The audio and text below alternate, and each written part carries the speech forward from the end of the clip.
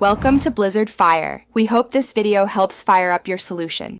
You start by confirming power and hygiene so the treatment is effective and safe. First, make sure the unit is charged or connected to mains.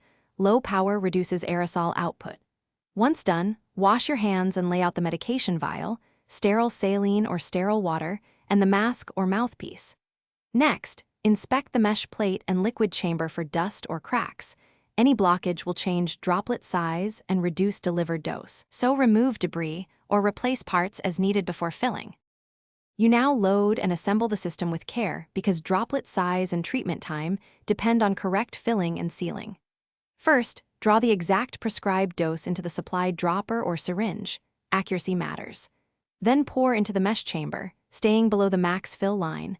Overfilling causes sputtering and inconsistent output. Once filled, align and snap the chamber into the mesh head, attach the mouthpiece or mask, and confirm a tight connection. A loose fit wastes medication and lengthens nebulization time. You complete the therapy by running the unit and then cleaning it properly so the next session works predictably.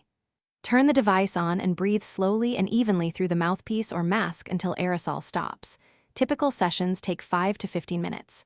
Once finished, power off, pour out residual liquid, rinse chamber with warm water, and allow parts to air dry away from lint. If mist is absent or weak, make sure the battery is charged. Gently clear the mesh with a soft brush or manufacturer method, and replace the mesh if damaged. Thanks for watching. If you found this helpful, don't forget to like and subscribe.